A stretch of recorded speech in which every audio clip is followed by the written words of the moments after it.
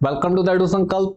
मैं प्रिंस महेश्वरी। दोस्तों आज हम बहुत ही इंपॉर्टेंट चीज of Indian constitution directive principles of state policy discuss करेंगे जी, डीपीएसपी। ठीक है जी, कॉन्स्टिट्यूशन का बहुत इंपॉर्टेंट पार्ट है, पार्ट फोर्थ में आता है, सॉरी पार्ट फोर्थ में आता है। देखते हैं जी क्या कुछ है इसमें जानने के लिए, क्या इंपॉर्टेंट क्वेश्चंस बनते हैं हमारे एग्जाम पॉइंट ऑफ व्यू से, कौन कौन से आर्टिकल इंपॉर्टेंट रहेंगे और क्वेश्चंस कैसे पुट किए जाते हैं एग्जाम में। ठीक है जी, हम डिस्कस करते हैं directive principle of state policy. ठीक है, डायरेक्टिव और गाइडलाइंस, जो गाइडलाइंस दी गई हैं, ठीक है, समाज की भलाई के लिए, ठीक है, और जो एक सोसाइटी के सिविल कोड के लिए, सिविल सिस्टम के लिए जो डायरेक्टिव्स दिए गए हैं, दो ज्यादा directive principle of state policy ये आते हैं कॉन्स्टिट्यूशन के पार्ट फोर्थ में, falls under the part fourth of Indian constitution. Article है 36 to 51। ठीक है जी, आर्टिकल 36 से 51 तक डील करते हैं डायरेक्टिव प्रिंसिपल्स। देखते हैं जी क्या है directive principles. The directive principles have been borrowed from Ireland. हमने इसे बोरो किया है जी इरिश कॉन्स्टिट्यूशन से, आयरलैंड से। ठीक है, डायरेक्टिव प्रिंसिपल कहां से बोरो किएंगे हमारे कॉन्स्टिट्यूशन में? आयरलैंड से। और फर्दर आयरलैंड ने से बोरो किया स्पेन से। हमने चोरों के घर में चोरी की हुई है। ठीक है जी, आयरलैंड ने से बोरो किया स्पेन से और हमने से बोरो किया आयरलैंड से, right. Doctor B R Ambedkar describe this principle as novel feature of Indian constitution. Doctor B R Ambedkar ने इन प्रिंसिपल्स को, सिद्धांतों को novel feature of Indian constitution describe किया। उन्होंने इन्हें नॉवल फीचर्स बोला है, ठीक है, डायरेक्टिव प्रिंसिपल्स को। ठीक है जी, sir Granville Austin. Sir Granville Austin कौन है जी? एक अमेरिकन हिस्टोरियन है इंडियन कॉन्स्टिट्यूशन के। ठीक है जी, sir Granville Austin describe DPSP and fundamental rights are conscience of the constitution. इन्होंने इसे अंतरात्मा बोला है जी, किसे? डायरेक्टिव प्रिंसिपल्स को। सर क्रैनवेल ऑस्टिन ने क्या बोला जी? Fundamental rights, DPSP and fundamental rights are conscious of the Indian constitution. ठीक है जी, फीचर्स देखते हैं डायरेक्टिव प्रिंसिपल्स क्या है। These are not justiciable and not legally enforceable in the court. Fundamental rights की तरह ये कोर्ट में जस्टिसेबल नहीं है। जैसे हमारे फंडामेंटल राइट्स वायलेट होते हैं तो हम सुप्रीम कोर्ट जा सकते हैं, हाई कोर्ट जा सकते हैं, but in case of violation of directive principles हम कोर्ट नहीं जा सकते, क्योंकि ये कोर्ट में जस्टिसेबल और लीगली एनफोर्सेबल नहीं है। ये गाइडलाइंस है, ये गाइडलाइंस दी गई हैं सरकार को कि सरकार को ऐसा करना चाहिए, ठीक है, समाज की भलाई के लिए, देश की भलाई के लिए, बट ये नहीं बोला कि ऐसा ही करना होगा। फंडामेंटल राइट्स ऐसे हार्ड एंड फास्ट हैं कि सबको देने ही होंगे, लेकिन डायरेक्टिव प्रिंसिपल्स में ऐसा नहीं है। ठीक है जी, दूसरा, these are the guidelines of welfare of society. Society के वेलफेयर की गाइडलाइंस हैं जी डायरेक्टिव प्रिंसिपल्स। अगला, the directive principle resembles the instrument of instruction enumerated in the Government of India Act 1935। जैसे जो गवर्नमेंट ऑफ इंडिया एक्ट आया था 1935 Britishers के टाइम, ठीक है, जैसे उसमें इंस्ट्रूमेंट्स ऑफ इंस्ट्रक्शन दिया गया था, वैसे ही डायरेक्टिव प्रिंसिपल दिया गया, उसी की रिजेंबलेंस आती है डायरेक्टिव प्रिंसिपल्स में, जैसे कि इंस्ट्रूमेंट ऑफ इंस्ट्रक्शन थे under the Government of India Act 1935। ठीक है जी, it seeks to establish economic and social democracy in the country। Directive principles किस चीज की कोशिश है जी? कि देश में इकोनॉमिक, आर्थिक और सोशल, सामाजिक डेमोक्रेसी स्थापित की जा सके, तो इसकी कोशिश करते हैं डायरेक्टिव प्रिंसिपल्स, राइट। अभी जो डायरेक्टिव प्रिंसिपल्स हैं ये 3 कैटेगरीज में डिवाइड किए गए हैं। Directive principles are classified into 3 categories, और ये 3 कैटेगरीज कौन सी हैं जी? सोशलिस्टिक प्रिंसिपल्स, ठीक है, Gandhian principles and liberal intellectual principles. Socialistic जो समाज की भलाई के लिए समाज पे फोकस करते हैं, गांधीयन जो गांधी की आइडियोलॉजीज को दर्शाते हैं, लिबरल इंटेलेक्चुअल जो मॉडर्न फिलोसफीज, मॉडर्न प्रिंसिपल्स की झलक देते हैं। तो देखते हैं जी, स्टार्ट करते हैं वन बाय वन। स्टार्ट करते हैं from socialistic principles of directive principles, right. First article इसमें 38, to promote welfare of people by securing a social, economic and political justice, and to minimize inequalities in income, status, facilities and opportunities। Article 38 क्या कहता है जी? To promote welfare of people, समाज की भलाई, समाज की जो भलाई है उसे प्रमोट करना, लोगों का जो वेलफेयर है, ठीक है जी, तो जो लोगों के लिए अच्छी चीज़ें उसे प्रमोट करना by securing social economic and political justice, हर लेवल पे जस्टिस मिले, चाहे वो सोशली है, चाहे वो इकोनॉमिकली है, चाहे वो पॉलिटिकली है। तभी भला होगा ना अगर किसी पर्सन को हर लेवल पे जस्टिस मिले, हर तरह से जस्टिस मिले, चाहे वो आर्थिक लेवल पे, चाहे वो पॉलिटिकल लेवल पे, चाहे वो सोशल लेवल पे। काफ़ी कम देखने को मिलता है, लेकिन चलो डायरेक्टिव प्रिंसिपल्स में से बोला गया कि सबको बराबर का न्याय मिले, right. And to minimize inequalities in income, status, facilities and opportunities, ठीक है जी। और ये कहते हैं कि जो इनकम है, जो स्टेटस है समाज में, ठीक है, जो फैसिलिटीज दी जाती हैं, जो अपॉर्चुनिटीज मिलती हैं, उसमें कम से कम भेदभाव हो, कम से कम इनइक्वालिटी हो, सबको बराबरी का दर्जा मिले, बराबरी की इनकम मिले, बराबरी की फैसिलिटीज मिले। लेकिन इंडिया में ऐसा बिल्कुल भी नहीं है जी। इंडिया में, ठीक है, बिल्कुल भी इनक्वालिटी नहीं है, बल्कि इंडिया में बहुत ज़्यादा पार्शलिटी अपने को देखने को मिलती है, ठीक है जी। कुछ लोग तो हैं जिनके पास बहुत हाई इनकम, और कुछ लोग हैं जिनके पास बेसिक नीड्स भी, जिनकी बेसिक नीड्स भी फुलफिल नहीं होती है। तो इंडिया में काफ़ी गैप देखने को मिलता है हमें, ठीक है जी। नेक्स्ट, लेकिन डायरेक्टिव प्रिंसिपल्स कहते हैं कि ऐसा नहीं होना चाहिए, ठीक है। Next, Article 39 to secure the right to adequate means of livelihood for all citizens। Article 39 के अंदर पॉइंट्स हैं जी। तो इसका जो पॉइंट ए है वो क्या कहता है, to secure the right to adequate means of livelihood for all citizen. जो बेसिक रिक्वायरमेंट्स है, जो बेसिक नीड्स हैं, वो सभी को मिलनी चाहिए। वो लाइवलीहुड, जिंदगी व्यापन करने के लिए जो बेसिक जरूरतें वो सभी की पूरी होनी चाहिए, ऐसा आर्टिकल 39 सब सेक्शन ए में बोला जाता है, ठीक है। इसका next part, equal distribution of material resources, ठीक है जी। जो देश के रिसोर्सेज हैं, ठीक है, वो सारी पॉपुलेशन में इक्वली डिस्ट्रीब्यूट होने चाहिए, और जो बिल्कुल भी नहीं है जी, ठीक है। लेकिन डायरेक्टिव प्रिंसिपल्स बोलते हैं ऐसा होना चाहिए। Third, prevention of concentration of wealth and means of production, ठीक है जी। और ये तो हम बहुत क्लियरली विजिबल है जी, ठीक है। Prevention of concentration of wealth, concentration of wealth होता है कि एक ही जगह धन इकट्ठा नहीं होना चाहिए, एक ही जगह सारी वेल्थ इकट्ठी नहीं होनी चाहिए। जो वेल्थ है वो डिस्ट्रीब्यूटेड होनी चाहिए, लेकिन ऐसा नहीं है। इंडिया की कुछ परसेंट पॉपुलेशन, इंडिया की मुश्किल से 5% पॉपुलेशन है जो इंडिया का 80 to 90% जो पैसा है वो कंट्रोल करती है। तो इंडिया में, इंडिया ऐसी कंट्रीज में क्या कंसंट्रेशन ऑफ वेल्थ है, ठीक है जी। बहुत कम लोगों के पास बहुत ज्यादा पैसा है, और कंट्री का मैक्सिमम पैसा कुछ एक हाथों में बहुत कम पॉपुलेशन के पास है। तो कंसंट्रेशन ऑफ वेल्थ है, जबकि डायरेक्टिव प्रिंसिपल्स कहते हैं कंसंट्रेशन ऑफ वेल्थ नहीं होनी चाहिए। किसी भी तरह के जो मीन्स ऑफ प्रोडक्शन है उसकी कंसंट्रेशन नहीं होनी चाहिए। ये सबको अपॉर्चुनिटी मिले, सब में डिस्ट्रीब्यूटेड होना चाहिए, लेकिन ऐसा नहीं है।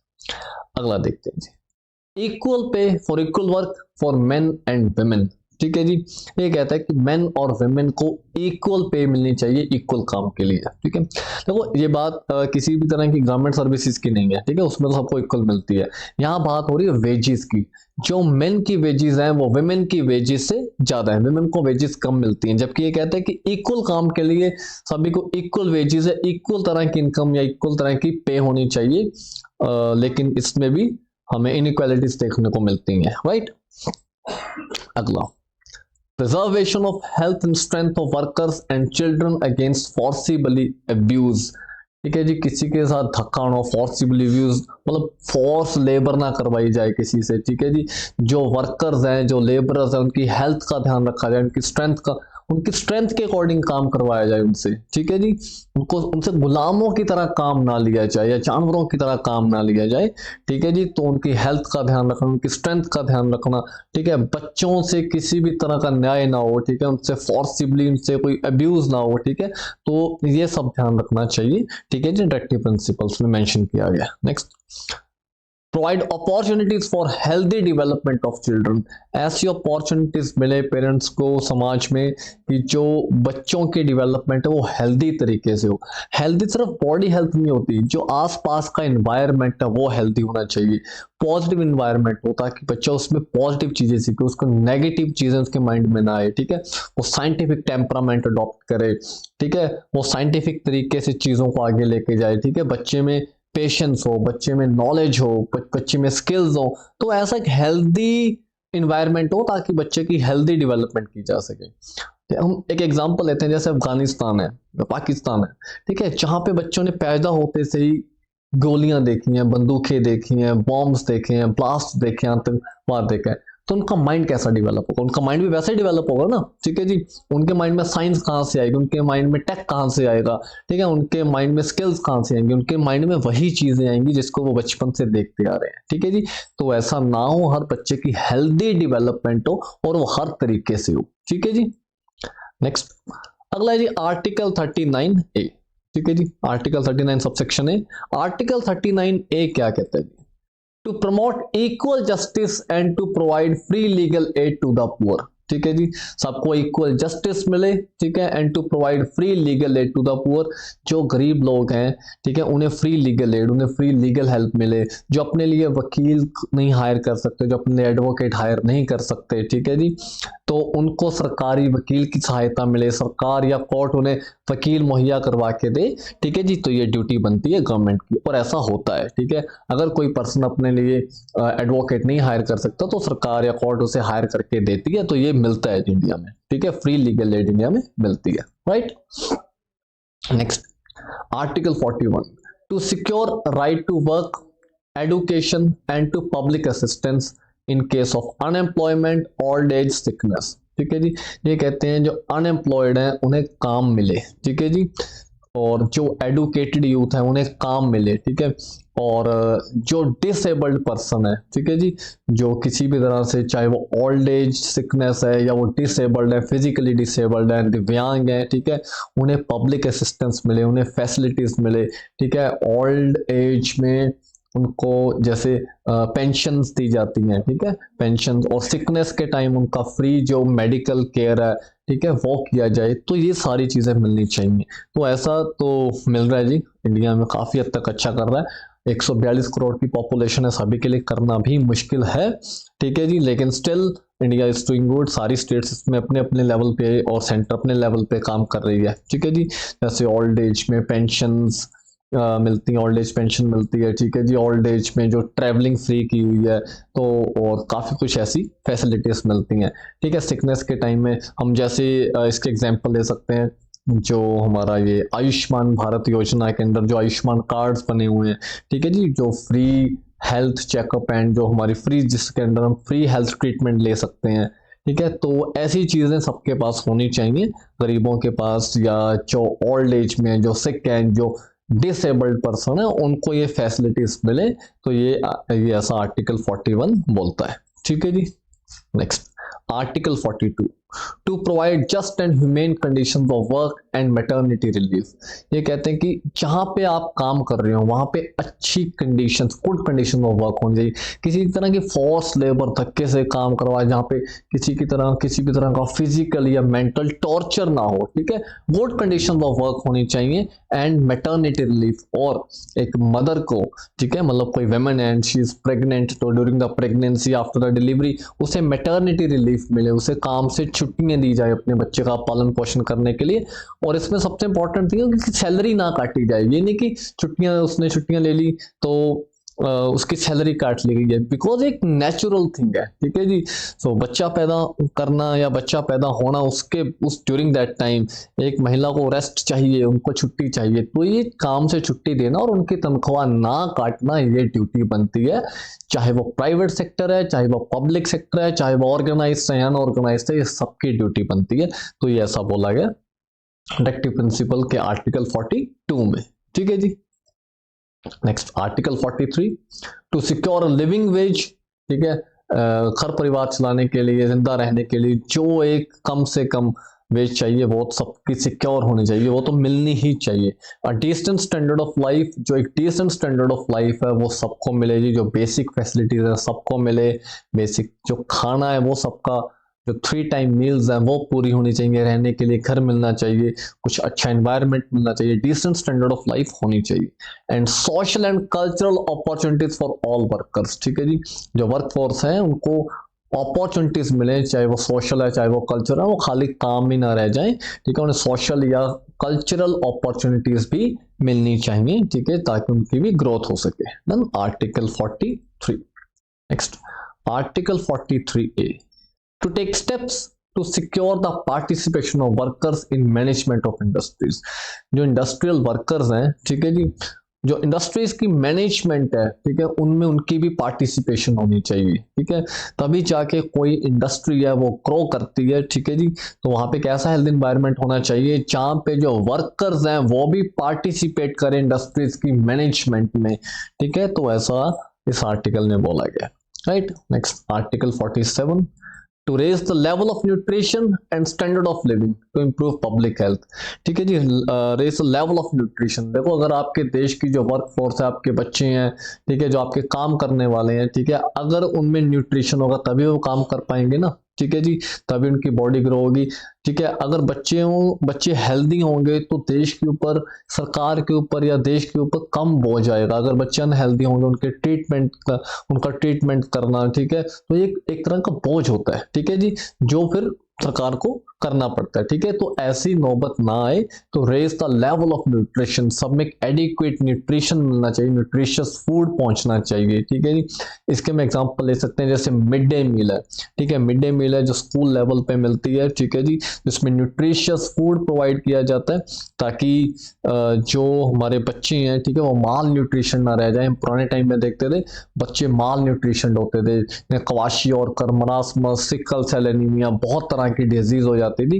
तो ये डिजीज ना हो, ठीक है, उनका इम्यून सिस्टम स्ट्रांग रहे, तो उनमें लेवल ऑफ न्यूट्रिशन इंक्रीज किया जाए, ठीक है जी। तो ये सरकार को करना, और सरकार बहुत अच्छे तरीके से ये कर भी रही है, ठीक है। जैसे हम मिड डे मील इसकी एग्जांपल ले सकते हैं, ठीक है जी। बाकी अदरवाइज जो हेल्दी डाइट्स हैं उसे प्रमोट करना, ठीक है जी, चाहे वो जैसे हमने पिछला साल देखा 2023, उसे डिक्लेयर किया गया इंटरनेशनल ईयर ऑफ मिलेट्स, ठीक है। सरकार ने भी बोला, एफर्ट्स किए हर लेवल पे कि जो मिलेट्स हैं, जो मोटा अनाज है, जो प्रोटीन रिच फूड है, उसे अपनी डाइट में ऐड किया जाए। तो हर तरह के एफर्ट्स, ठीक है, ताकि जो जो कंट्री है उसके लोग हैं वो हेल्दी रहें, उनमें एडिक्वेट न्यूट्रिशन बना रहे, वो बीमार ना हो जल्दी, ठीक है जी। तो ये होना चाहिए, राइट।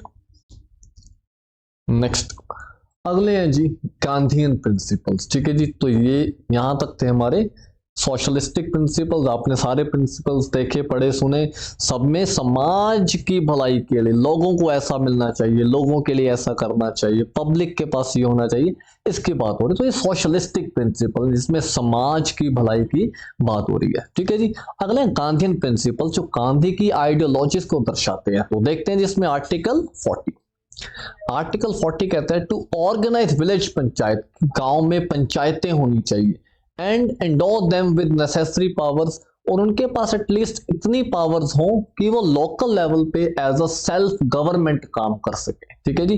वो लोकल लेवल पे डिसीजंस ले सकें, लोकल लेवल पे डेवलपमेंट वर्क्स कर सकें, लोकल लेवल पे कोई टैक्स कलेक्ट करना है वो कर सकें। उनके पास इतनी पावर्स होनी चाहिए कि लोकल लेवल पे एज अ सेल्फ गवर्नमेंट काम कर सकें, तभी जो पंचायतों का हमारा जो बेसिक आइडिया था तभी वो फुलफिल होगा। जो हम डिसेंट्रलाइजेशन ऑफ गवर्नेंस चाहते हैं गांव तक, वो तभी फुलफिल हो पाएगा, ऐसा गांधी की आइडियोलॉजी बोलती है। To organise village panchayats and एडोर them with necessary power and authority to enable them to function as unit of self government, ताकि वो एज अ सेल्फ गवर्नमेंट की तरह काम कर सकें विलेज लेवल पे, ठीक है जी। पंचायतों के पास इतनी पावर होनी चाहिए। Next article 43, to promote cottage industries on individual and cooperation basis in rural areas, जो हमारे रूरल एरियाज में, टाउन्स में, गांव में, ठीक है, जो कॉटेज इंडस्ट्रीज है, जो लोग घरों में काम कर रहे हैं, मैन्युफैक्चरिंग कर रहे हैं, घरों में चीजें बना रहे हैं, ठीक है जी, जो हमारे हैंडीक्राफ्ट्स बन रहे हैं, ठीक है, उन्हें प्रमोट किया जाना चाहिए, ठीक है जी। चाहे वो कोई इंडिविजुअल लेवल पे कर रहा है, चाहे कोऑपरेटिव लेवल पे, चाहे वो 10 जने मिलके कर रहे हैं, ठीक है, उसे प्रमोट करना, क्योंकि ये जो कॉटेज इंडस्ट्रीज है ये रूरल एरियाज की बैकबोन्स होती हैं, ठीक है जी। तो उसे प्रमोट करना चाहिए, ये ऐसी सरकार की जिम्मेवारी बनती है, ठीक है जी। Next article 43B, to promote voluntary formation, autonomous functioning, democratic control and professional management of cooperative societies. Voluntary level पे कोऑपरेटिव सोसाइटीज बने, उसकी ऑटोनोमस फंक्शनिंग हो, जिसमें गवर्नमेंट का कोई प्रेशर, गवर्नमेंट की कोई इंटरफेरेंस ना हो, डेमोक्रेटिक तरीके से उसकी मैनेजमेंट और प्रोफेशनल तरीके से उसकी मैनेजमेंट काम करे। तो ऐसी कोऑपरेटिव सोसाइटीज होनी चाहिए जिससे रूरल एरियाज की प्रमोशन होती है, ठीक है जी। अगला 46, to promote education and economic interest of STs and other weaker section of the society. जो एससीज हैं, शेड्यूल कास्ट हैं, जो शेड्यूल ट्राइब्स हैं, या जो बाकी वीकर सेक्शन है सोसाइटी के, कमजोर वर्ग हैं, ठीक है, उनकी जो एडुकेशन है, ठीक है, जो उनके इकोनॉमिक, जो उनके आर्थिक इंटरेस्ट हैं, उसका ध्यान रखना सरकार की जिम्मेवारी है। ठीक है जी, उन्हें उनकी ऐसी पॉलिसीज होनी चाहिए जिसमें उन्हें बेनिफिट्स हो। ठीक है, जैसे चाहे एडुकेशन में उन्हें रिजर्वेशन मिलती है, ठीक है, वेरियस एडुकेशन प्रोग्राम्स चलाए जाते हैं या चलाए जाने चाहिए, उनको फ्री एडुकेशन प्रोवाइड की जानी चाहिए। ठीक है जी, जो गरीब और मध्यम वर्ग के लोग हैं, ठीक है, जो एडुकेशन, महंगी एडुकेशन अफोर्ड नहीं कर सकते, ठीक है, तो उन्हें एक अच्छी एडुकेशन प्रोवाइड हो, ठीक है, और उन्हें अपॉर्चुनिटीज मिले नौकरियों की, तो ये सारा प्रमोट करना चाहिए। 46 आर्टिकल के अंदर ऐसा प्रावधान किया गया। And to protect them from social injustice and exploitation, उनका शोषण ना हो। ठीक है जी, जो गरीब है, जो मध्यम वर्ग के लोग, उनका शोषण ना हो, उनकी प्रताड़ना ना हो, तो ऐसे स्टेप्स लेने चाहिए कि उनके किसी भी तरह उनके साथ सामाजिक अन्याय या प्रताड़ना या शोषण ना हो। ठीक है जी, तो ये ड्यूटी बनती है। Next article 47, to prohibit the consumption of intoxicating drugs, drinks which are injurious to health। ये कहते हैं जी, किसी भी तरह का कोई ड्रग्स हैं, ड्रिंक्स हैं, जिससे हमारी हेल्थ को, हमारी लाइफ को खतरा हो सकता है, ठीक है, which are injurious to health, उसको प्रोहिबिट होनी चाहिए। उसका इस्तेमाल करना जो है वो प्रोहिबिट होना चाहिए, इस्तेमाल करने के ऊपर पाबंदी होनी चाहिए। किसी भी तरह की ड्रग की, चाहे किसी भी तरह का ड्रिंक है, कुछ भी है जिसके सेवन से हमें खतरा हो सकता है, हमारी हेल्थ को खतरा हो सकता है, जनरेशंस को खतरा हो सकता है, तो उसके ऊपर पाबंदी होनी चाहिए। आर्टिकल 47 के अंदर ऐसा प्रावधान दिया गया। Next article 48, to prohibit the slaughter of cows, calves and other milch and draught cattle and to improve their breeds। जो गायें हैं जी, जो गायें हैं, बछड़े हैं, या बाकी कोई भी पशु जो दूध देता है, जो दुधारू पशु हैं जो दूध देते हैं, मिल्च कैटल है जो दूध देते हैं, ठीक है, उनका कत्ल नहीं होना चाहिए, उनका स्लॉटर नहीं होना चाहिए, लेकिन इंडिया में स्लॉटर होता है। ठीक है, एंड ड्रॉट कैटल, देखो एक टाइम के बाद जो गाय है, भैंस है, वो दूध देना बंद कर देती हैं। ठीक है जी, एक टाइम के बाद उनमें दूध सूख जाता है, तो ये नहीं कि जब वो दूध देना बंद कर दी तो हमने उन्हें मार दिया या उनका स्लॉटर कर दिया, स्लॉटर हाउसेस में बेच दिया, तो ऐसा नहीं होना चाहिए। ठीक है जी, चाहे वो काउज हैं, गाय हैं, बछड़े हैं, ठीक है, या कोई भी दुधारू पशु है, या जो ड्रॉट कैटल, या जो पशु दूध देना बंद कर चुके हैं, तो उनका स्लॉटर नहीं होना चाहिए, और उनकी जो ब्रीड्स है वो इंप्रूव हो, ठीक है, ताकि उनमें बीमारियां ना लगे। ठीक है जी, और वो कंट्रीब्यूट करें इकोनॉमी में, ठीक है जी, उनको मतलब अच्छा दूध उत्पादन कर पाए। ठीक है, तो ये चीजें होनी चाहिए। अगले हैं जी लिबरल इंटेलेक्चुअल प्रिंसिपल्स। ठीक है जी, जो मॉडर्न आइडियाज या मॉडर्न फिलोसफीज को दर्शाते हैं, तो लिबरल इंटेलेक्चुअल प्रिंसिपल्स में हम देखते हैं जी, फर्स्ट है आर्टिकल 44 यूनिफॉर्म सिविल कोड। काफी बहस चली है थोड़ा टाइम पहले इसके ऊपर। यूनिफॉर्म सिविल कोड जो प्रेजेंट गवर्नमेंट है ये लागू करना चाहती है यूनिफॉर्म सिविल कोड, और रिसेंटली उत्तराखंड आजादी के बाद इंडिया की पहली स्टेट है उत्तराखंड जिसमें यूनिफॉर्म सिविल कोड लागू हुआ है। इंडिया की 2 ही स्टेट्स में यूनिफॉर्म सिविल कोड है, उत्तराखंड एंड गोवा। तो यूनिफॉर्म सिविल कोड क्या कहते हैं जी, कि एक देश में एक कानून होना चाहिए सभी के लिए। ठीक है, तो इंडिया में क्या है जी, जो सिविल क्रिमिनल लॉज वो सेम है, जो पर्सोनल लॉज हैं वो अलग अलग है। हिंदू पर्सोनल लॉज अलग है, मुस्लिम पर्सोनल लॉज अलग है। ठीक है जी, और यूनिफॉर्म सिविल कोड कहता है कि जो पर्सोनल लॉज अलग अलग हैं, ये सारे एक ही होने चाहिए। तो ऐसा यूनिफॉर्म सिविल कोड में है, राइट। और लेकिन ये बहुत बड़ा विषय चर्चा का। ठीक है जी, हम इस वीडियो में इसके ऊपर ज़्यादा चर्चा नहीं कर सकते, क्योंकि अपने आप में एक बहुत बड़ा विषय है। कोर्ट में मतलब इसमें बहुत तरह के लीगल मेजर्स हैं, बहुत तरह के सिविल मेजर्स हैं, सोसाइटी की बहुत सारी प्रॉब्लम्स हैं। ठीक है, रिलीजन्स का सिस्टम है, तो बहुत कुछ है यूनिफॉर्म सिविल कोड में। ठीक है, ये अपने आप में बहुत भारी भरकम टॉपिक भी है और बहस का विषय है जो चल ही रहा है काफी टाइम से। ठीक है जी, तो अगला देखते हैं article 45, to provide early childhood care and education for all children until they complete the age of 6 years। 6 साल तक सभी बच्चों का जो चाइल्डहुड केयर है, ठीक है जी, वो और उनकी जो एडुकेशन है, जो प्राइमरी एडुकेशन है, इसका ध्यान रखना सरकार की जिम्मेवारी है। ठीक है जी, अर्ली चाइल्डहुड केयर, चाहे उनकी वैक्सीनेशन हैं, ठीक है, किसी भी तरह के हेल्थ बेनिफिट्स हैं वो उन तक पहुंचाना। ठीक है जी, जैसे हम एग्जांपल ले सकते हैं मिशन इंद्रधनुष, जो गवर्नमेंट का इंद्रधनुष मिशन के अंदर 12 तरह की वैक्सीनेशन होती हैं बच्चों में। ठीक है, तो उनके जो, ताकि उनको बीमारियां ना लगे, ठीक है, वो बीमार ना पड़े, तो पहले ही वैक्सीनेशन करवाई जाती हैं। ठीक है जी, तो ये सारा काम करना, ठीक है, उनकी एडुकेशन का ध्यान रखना, बच्चों की जो प्राइमरी एडुकेशन है वो प्रोवाइड करना। ठीक है, जब तक वो 6 साल की एज नहीं कंप्लीट करते तब तक उनका चाइल्डहुड केयर करना, ये स्टेट की, कंट्री की जिम्मेवारी बनती है। राइट, करना चाहिए, बोला गया कि ऐसा करना चाहिए। Next, article 48, to organize agriculture and animal husbandry on modern and scientific lines। जो एग्रीकल्चर है, जो खेती बाड़ी है, जो एनिमल हस्बेंड्री है, पशुपालन है, ठीक है जी, वो मॉडर्न लाइंस पे, साइंटिफिक लाइंस पे किया जाना चाहिए। मॉडर्न लाइंस, मॉडर्न टेक्निक्स के साथ, ठीक है, ताकि उसमें एफिशिएंसी ज्यादा आ सके। ठीक है जी, हमने देखा हमारी ट्रेडिशनल फार्मिंग कैसी होती है। ट्रेडिशनल फार्मिंग मतलब शिफ्टिंग कल्टीवेशन, झूम, ठीक है, जंगल में एक जगह आग लगाई, जिससे कुछ साल खेती की, फिर छोड़ दिया, फिर आगे चले गए। ठीक है, और पुराने टाइम में क्या होता था, खेती डिपेंड करती थी मॉनसून पे। ठीक है, हाथों से सारी खेती करनी पड़ती थी। लेकिन अभी क्या आ गया जी, मॉडर्न टेक्निक्स में, जैसे हमारे ट्रैक्टर्स आ गए, हैरो आ गए, ठीक है जी, पुलर्स आ गए, ठीक है, हमने ट्यूबवेल कनेक्शंस दिए। ठीक है, मॉडर्न मीन्स ऑफ फार्मिंग, जैसे ड्रिप इरिगेशन है, ठीक है जी, साइंटिफिक तरीके से जो ड्रिप इरिगेशन है, जो निडल इरिगेशन है, ठीक है, स्प्रिंकलर्स हैं, ठीक है, और जो हमने hybrid variety of seeds introduce किए, ग्रीन रेवोल्यूशन आया, व्हाइट रेवोल्यूशन आया, ब्लू रेवोल्यूशन आया, रेड रेवोल्यूशन आया, बहुत सारे रेवोल्यूशन आए।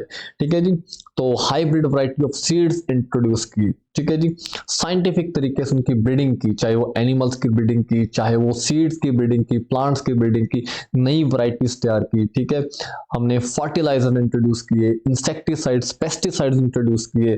ठीक है, ताकि जो ये खेती है, ठीक है जी, या जो उनको बीमारियां लग जाती हैं फसलों को, वो ना हो पाए। ठीक है जी, एनिमल्स के लिए कैटल फीड इंट्रोड्यूस की गई, साइंटिफिक तरीकों से डेयरी फार्मिंग। ठीक है जी, मतलब एक टाइम था जब हम हाथ से दूध निकालते थे, लेकिन आज दूध निकालने की मशीन्स हैं, तो साइंटिफिक तरीके से डेयरी फार्मिंग की गई। एक टाइम में हाथों से जो कनक है उसकी कटाई की जाती थी, वो कनक जो हमारी वीट है, जो बीज है उसके, वो निकाले जाते थे, लेकिन अभी उसके लिए मशीन्स हैं।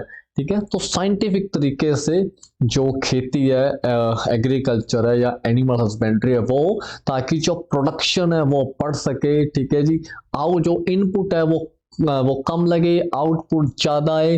ठीक है, नुकसान ना हो, ज्यादा से ज्यादा पॉपुलेशन कवर की जा सके। ठीक है जी, इन्वायरमेंट का भी ध्यान रखा जाए, ह्यूमंस का भी ध्यान रखा जाए। तो ये सारा साइंटिफिक तरीके से अगर वेल मैनेज होगा तो कंट्री बहुत ज्यादा राइज करेगी। क्योंकि एग्रीकल्चर देखो किसी भी देश की बैकबोन होती है। ठीक है, क्योंकि देखो फूड तो हमने खाना ही है ना, एनी हाउ। ठीक है जी, फूड तो खाना ही है, फूड ग्रेन्स तो चाहिए ही चाहिए। तो ये बहुत अच्छे तरीके से, बेहतर तरीके से हो जिसमें सबका भला है। ठीक है जी, अगला देखते हैं, आर्टिकल 48 थे, to protect and improve environment and to safeguard forest and wild life. ठीक है जी, एनवायरमेंट को इंप्रूव करना, कोई भी ऐसे काम ना करना जिससे एनवायरमेंट, जो एनवायरमेंटल हेल्थ है वो डिटीरियोरेट हो। ठीक है जी, and to safeguard forest and wild life का सेफगार्ड करना, जंगल ना काटना, डिफॉरेस्टेशन ना करना। ठीक है, ये हमें करना चाहिए। ठीक है, ये देश की जिम्मेवारी है, जो एनवायरमेंट है उसको प्रोटेक्ट करना, इंप्रूव करना। लेकिन हम देखते हैं बहुत ज़्यादा पॉल्यूशन है। ठीक है, जितना जो होना चाहिए वो नहीं हो पा रहा, कोशिश कर रहे हैं देश, लेकिन अभी उतने इफेक्ट्स नहीं दिख रहे हैं, लेकिन efforts are continuing. Hopefully near future में इसके अच्छे रिजल्ट्स देखने को मिलेंगे। ठीक है, जो हमारे फॉरेस्ट हैं, ठीक है, फॉरेस्ट तो हम बहुत ज़्यादा फॉरेस्ट काट चुके हैं। ठीक है जी, डिफॉरेस्टेशन बहुत ज़्यादा हो रही है, क्योंकि हमारी रोड्स प्रोजेक्ट हैं, हमारे हाईवेज प्रोजेक्ट हैं, हमारे सिविलाइजेशन प्रोजेक्ट्स हैं, इंडस्ट्रियल प्रोजेक्ट्स हैं, जिसकी वजह से जंगल कम होते जा रहे हैं। तो फॉरेस्ट की प्रोटेक्शन करना, वाइल्ड लाइफ की प्रोटेक्शन करना, ठीक है, तो ये क्या देश की ड्यूटी बनती है, ये देश को करना चाहिए, सरकार को करना चाहिए। ठीक है जी, तो वाइल्ड लाइफ प्रोटेक्शन के लिए हम देख सकते हैं, जैसे हमारा सेव टाइगर कैंपेन है, हमने टाइगर्स को प्रोटेक्ट किया। अच्छा काम किया इसने, भारत ने बहुत ज़्यादा, हमने राइनोस को प्रोटेक्ट किया, ठीक है जी, और हमने ये जो ऑलिव रिडले टर्टल्स हैं इन्हें प्रोटेक्ट किया, और बाकी हमारे बहुत सारे प्रोजेक्ट्स अलग अलग चल रहे हैं, चाहे वो प्रोजेक्ट वल्चर है, चाहे वो प्रोजेक्ट डॉल्फिन है, ठीक है, ये अलग अलग जो एनिमल्स हैं, बर्ड्स हैं, उन्हें प्रोटेक्ट करने के लिए, ठीक है जी। और ये जिम्मेवारी भी बनती है इंडिविजुअल लेवल पे हमारी भी, ठीक है, सरकार के लेवल पे भी, देश के लेवल पे, सभी की जिम्मेवारी है, ठीक है जी। तो ऐसा होना चाहिए, डायरेक्टिव प्रिंसिपल्स बोलते हैं, to protect and improve environment and to safeguard forest and wild life, right. Next article 49, to protect monuments, places and objects of historic and national importance. जो हमारी राष्ट्रीय धरोहर हैं, जो हमारी हिस्टोरिकल प्लेसेस हैं, जिससे हमारी हिस्ट्री, हमारा कल्चर जुड़ा हुआ है, जो हमारे मॉन्यूमेंट्स हैं, हमारे किले हैं, हमारे मंदिर हैं, या कुछ भी, ठीक है, तो उन्हें प्रोटेक्ट करना हमारा फर्ज बनता है, ठीक है, उन्हें प्रोटेक्ट करना चाहिए, या उनकी प्रोटेक्शन के लिए जो भी मेजर्स हैं हमें अडॉप्ट करने चाहिए ताकि वो बचे रहें, ठीक है। अगला article 50, to separate judiciary from the executive in public services. Public services में जो जुडिशरी है उसका एग्जीक्यूटिव में कोई इंटरफेरेंस नहीं होना चाहिए, एग्जीक्यूटिव का जुडिशरी में कोई इंटरफेरेंस नहीं होना चाहिए, ये दोनों सेपरेट वर्क करें ताकि जो डेमोक्रेसी है वो स्मूथली फंक्शन कर सके, स्मूथली काम कर सके, ठीक है जी। तो इंपॉर्टेंट आर्टिकल है। Next article 51, to promote international peace and security and maintain just and honorable relations between nations। International level पे पीस प्रमोट करना, किसी भी तरह के आतंकवाद को सपोर्ट ना करना, ठीक है, दुनिया में शांति स्थापना के लिए काम करना, जैसे हमारी फोर्सेज है, United nation peace keeping mission के अंदर अपनी सर्विसेज दे रही है दुनिया में शांति की स्थापना करने के लिए, ठीक है जी। And maintain just and honourable relation between nation, foreign country से अच्छे रिलेशंस बना के रखना, ठीक है जी, उनसे किसी तरह के मतभेद ना रखना। लेकिन आज की जियोपॉलिटिक्स कुछ डिफरेंट हो चुकी है जी, ठीक है, इसमें कुछ भी पॉसिबल और कुछ भी इम्पॉसिबल नहीं है। To foster respect for international laws and treaty obligation, जो अंतरराष्ट्रीय कानून है उनकी रिस्पेक्ट करना, उनको मानना, जो इंटरनेशनल ट्रीटीज हुई हैं उनकी रिस्पेक्ट करना, उनको मानना, जैसे for example Paris climate treaty है, ठीक है, हमारा क्योटो प्रोटोकॉल है, मॉन्ट्रियल प्रोटोकॉल है, ठीक है, या जो ये जो न्यूक्लियर वेपन्स के लिए ट्रीटीज हुई हैं कि इनको यूज ना किया जाए या इनको खत्म किया जाए, तो इन सबको मानना, अप्लाई करना, ये हमारा फर्ज बनता है जी। And to settle international dispute by arbitration, और जो हमारे इंटरनेशनल डिस्प्यूट्स हैं, दो देशों में या दो से ज्यादा देशों में डिस्प्यूट है, उन्हें बैठ के हल करना, लेकिन चौकी नहीं हो पा रहा, आपके सामने बहुत ज्यादा युद्ध देखने को मिल रहे हैं, ठीक है जी, और कोई भी कंट्री आर्बिट्रेशन के लिए राजी नहीं हो रही है। सो ऐसे ये गलत है, मानवता के अगेंस्ट है, हजारों में लाखों में लोग मर रहे हैं, तो ये चीज नहीं होनी चाहिए। बट डायरेक्टिव प्रिंसिपल्स ये बोलते हैं कि ये ऐसा हमें करना चाहिए। डन, चलो, तो ये थे हमारे important articles of directive principles, ठीक है जी। डन, तो इसमें से क्वेश्चन कैसा बनता है जी, ठीक है, इसमें से क्वेश्चंस कैसे बनते हैं, या तो आपसे डायरेक्ट सीधा सीधा आपसे क्वेश्चन पूछ सकते हैं कि XYZ आर्टिकल, राइट, या आपसे पूछ सकते हैं फंडामेंटल राइट्स और डायरेक्टिव प्रिंसिपल मिक्स करके कि इनमें से कौन सा एक फंडामेंटल राइट है या कौन सा एक डायरेक्टिव प्रिंसिपल है, या आपसे पूछ सकते हैं कि इनमें से कौन सा एक गांधीयन प्रिंसिपल है, कौन सा एक सोशलिस्टिक प्रिंसिपल है, ठीक है। तो इस तरह के क्वेश्चंस बनते हैं। जैसे article 50th, article 44th first of all बहुत इंपॉर्टेंट है जी, ठीक है, just a second, article 44th बहुत इंपॉर्टेंट है, ठीक है जी। हमारा आर्टिकल 50th बहुत इंपॉर्टेंट है, आर्टिकल 51st बहुत इंपॉर्टेंट है, ठीक है जी, आर्टिकल 48th बहुत इंपॉर्टेंट है, आर्टिकल 46th इंपॉर्टेंट है, आर्टिकल 39A इंपॉर्टेंट है। तो ये कुछ ज्यादा इंपॉर्टेंट आर्टिकल्स हैं। वैसे डायरेक्टिव प्रिंसिपल कोई बहुत बड़ा टॉपिक नहीं है, छोटा ही टॉपिक है, आप सारा याद कर सकते हो, लेकिन ये कुछ ज्यादा पूछे जाने वाले आर्टिकल्स हैं, तो इनमें से ऐसे क्वेश्चन बनते हैं और एग्जाम के लिए इंपॉर्टेंट रहेगा, ठीक है जी। तो ऐसे इंटरेस्टिंग टॉपिक के साथ मिलते हैं नेक्स्ट बहुत जल्द दूसरी वीडियो में, तब तक के लिए